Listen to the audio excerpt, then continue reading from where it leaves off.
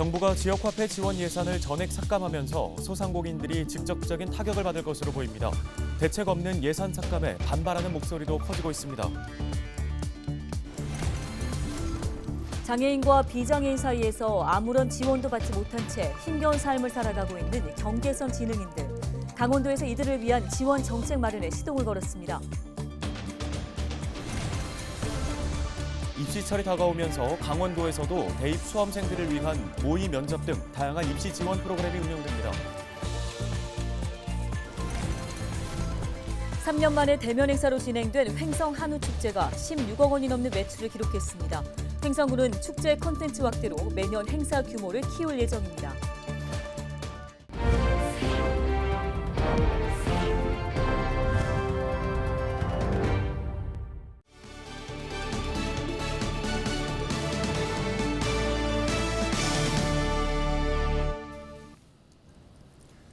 시청자 여러분 안녕하십니까? 헬로티비 뉴스입니다.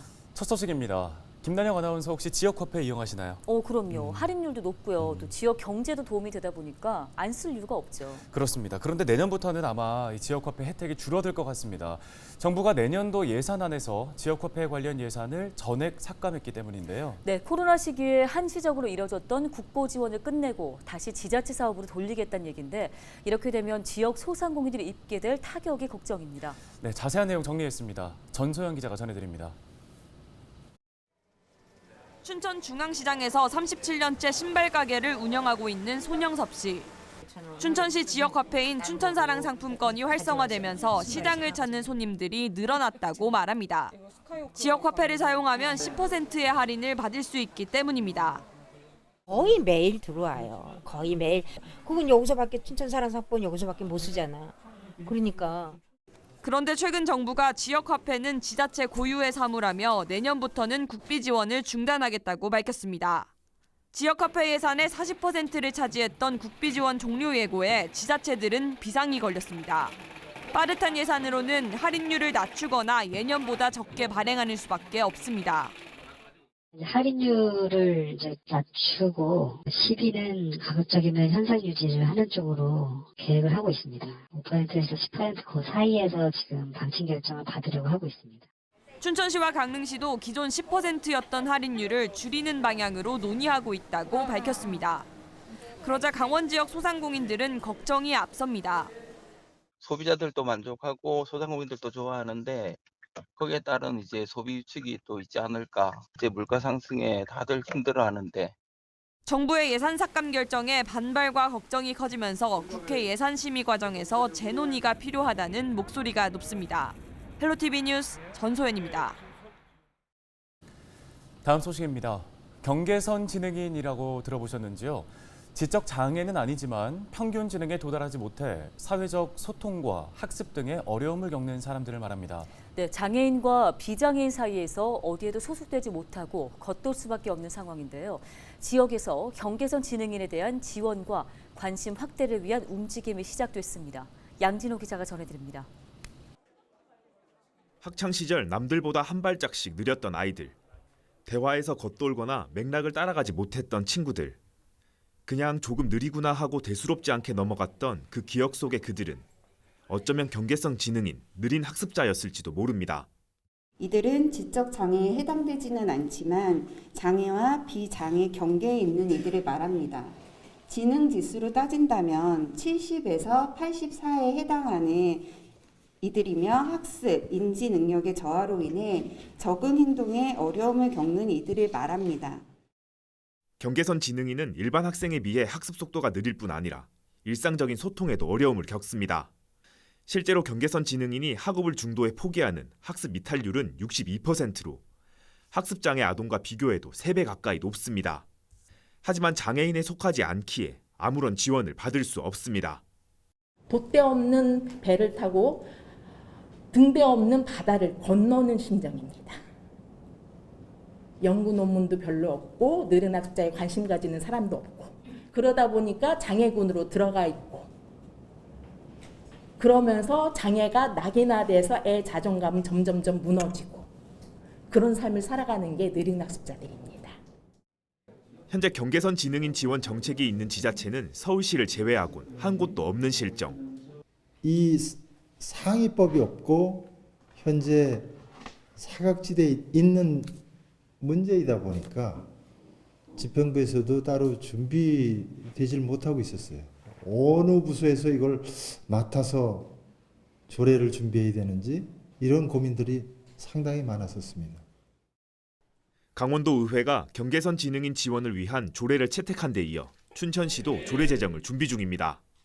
조례의 핵심은 관련 센터 건립을 통해 학습과 인지 능력 훈련, 취업 활동 보조 등 체계적인 지원 시스템을 마련하는 것입니다.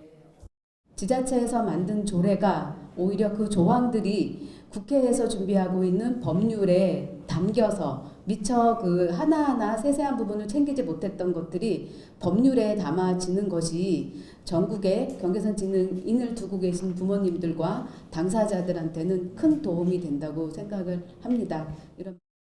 인구 10명 중 1명꼴로 발생하는 경계선 지능인. 사회적 관심 밖에서 아무런 보호를 받지 못하던 그들을 위한 움직임이 조금씩 활발해지고 있습니다. 헬로티비 뉴스 양진호입니다. 3년 만에 대면 행사로 진행된 제18회 횡성 한우축제가 16억 2천만 원의 한우 판매량을 보이며 막을 내렸습니다. 지난달 30일부터 지난 2일까지 진행된 이번 축제에서 한우 273두가 판매됐습니다. 횡성군은 이번 축제를 통해 방문객과 한우 판매 성과 등 지역 경제에 긍정적인 영향을 미친 것으로 보고 향후 문화 콘텐츠 발굴에 나설 방침입니다. 자연산 양양송이 공판이 킬로그램당 1급 140만 원을 기록하면서 사상 최고가를 경신한 가운데 송이 축제도 성황리에 마무리됐습니다. 코로나19의 여파로 3년 만에 대면 행사로 돌아온 양양 송이 축제는 남대천과 양양 전통시장 등 장소를 확대해 개최됐는데요. 이번 축제에서는 송이 외에도 일반 버섯과 농특산물이 함께 유통되는 대규모 마켓존과 다양한 체험 행사들도 관람객들에게 큰 호응을 얻었습니다.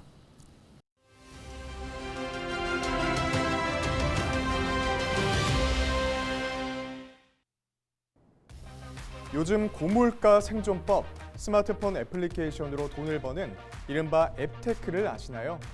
스마트폰에 앱을 설치한 뒤 자투리 시간에 부지런히 임무를 완수하고 광고를 보는 수고를 더하면 돈을 벌 수가 있는 건데요. 하루에 10,000걸음을 채우면 보상받거나 물 섭취량 1.5리터를 채우면 20원을 받을 수가 있고 음식점 영수증을 찍어 올리고 후기를 남기면 50원, 광고를 보거나 설문조사에 참여하면 몇십 원에서 몇백 원을 보상받습니다. 차곡차곡 모은 포인트는 통장에 이체하거나 상품권으로 교환할 수 있고 혹은 기부도 가능한데요. 고물가와 고금리에 소비 위축이 우려되는 요즘 소비자 물가 상승률은 여전히 무서운 줄 모르게 고공행진하고 있죠.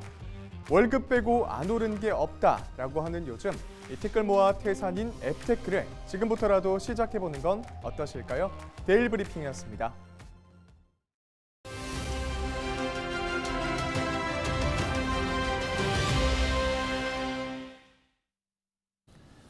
본격적인 입시철이 다가온 가운데 강원도 교육청이 대입을 준비하는 수험생들을 위해서 이달부터 온라인 모의 면접을 진행하기로 했습니다. 네, 오늘 이슈앤피플 시간에는 강원도 교육청 교육과정과의 조원교 장학사를 연결해서 관련 이야기 나눠보겠습니다.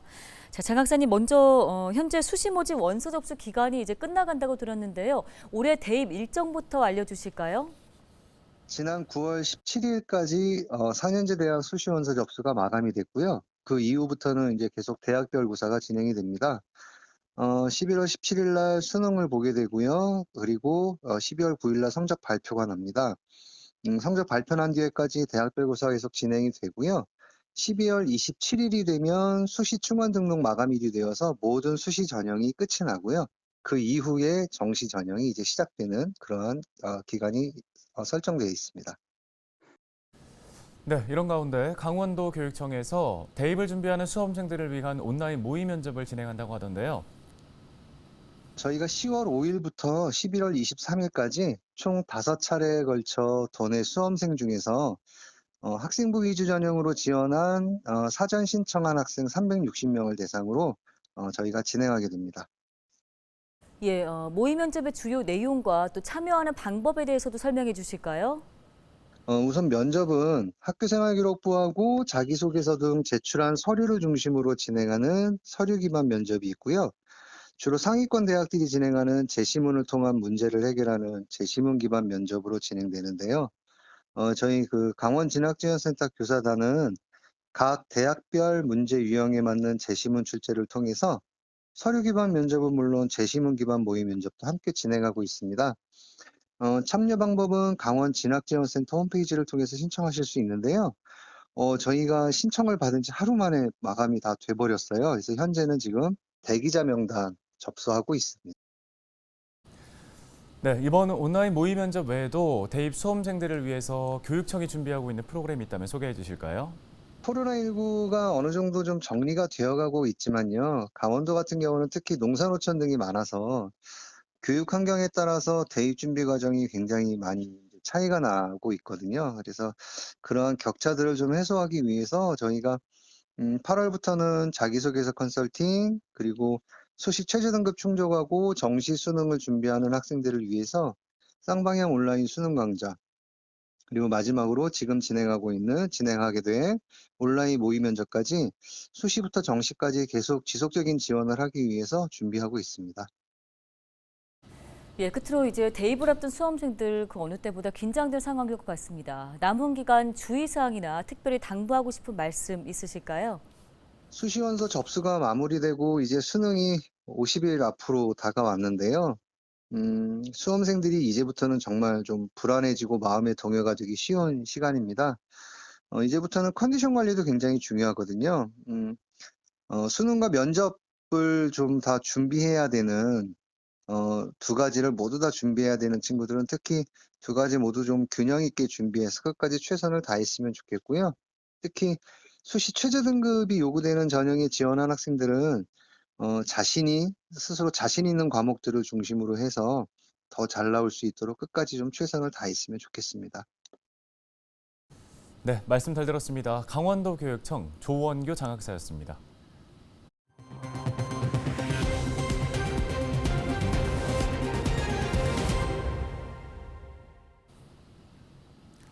지난 개천절 연휴 강원 동해안에서 해양 사고가 잇따랐습니다. 속초 해양경찰서는 지난 3일 오후 2시 30분쯤 속초항 인근 조도 해상에서 스쿠버 다이빙을 하던 일행 5명이 급류에 휩쓸려 실종됐다, 모두 구조됐다고 밝혔습니다. 앞서 오전 11시 20분쯤에는 양양군 동호해변 앞 해상에서 선장 1명과 승객 10명이 탄 요트 한 척이 고장으로 작동을 멈추면서 해경의 경비 함정에 의해 예인됐습니다. 해경 관계자는 바다에서 사고가 발생할 경우 인명피해로 이어지기 쉽다며 신속한 신고를 당부했습니다. 가을 산행이 증가하면서 연휴 기간 다수의 산악 사고도 발생했습니다. 강원도 소방본부는 지난 연휴 기간 설악산 국립공원에서 모두 21건의 산악 사고가 발생했다고 밝혔는데요. 2일 오후 3시 40분쯤 인제군 북면 백담사 음직골 계곡에서 70대 남성이 15m 아래로 추락해 산악 구조대에 의해 병원으로 옮겨졌습니다. 같은 날 오전 11시 40분쯤에는 대승령을 오르던 60대 여성이 낙상으로 발목을 다쳐 헬기로 이송됐고, 전날 오후 6시쯤에는 오색 구간을 내려오던 60대 남성이 등산로 아래 10여 미터를 굴러떨어져 병원으로 이송됐습니다. 강원도 소방본부는 산행 전 몸 상태를 확인해 체력을 고려한 산행을 해야 한다며 탈진이나 탈수 등의 사고를 예방할 수 있도록 당부했습니다. 동해 중부 전해상에 풍랑특보가 발효되면서 연안 안전사고 위험예보제 주의보 단계가 발령됐습니다. 동해 해양경찰서는 4일 오전부터 동해 해상을 중심으로 초속 10에서 20m의 강한 바람이 불고 바다의 물결도 1.5에서 4m로 높게 일어 안전사고가 우려된다고 밝혔습니다. 이에 따라 연안 해역 조업선과 작업선, 낚시어선 등 선박에 대해 조기 입항을 권고하고 원거리 조업 선박에 대해서는 안전해역으로 피항하도록 권고했습니다. 오늘 저희가 준비한 소식은 여기까지입니다. 네, 시청해주신 여러분 고맙습니다.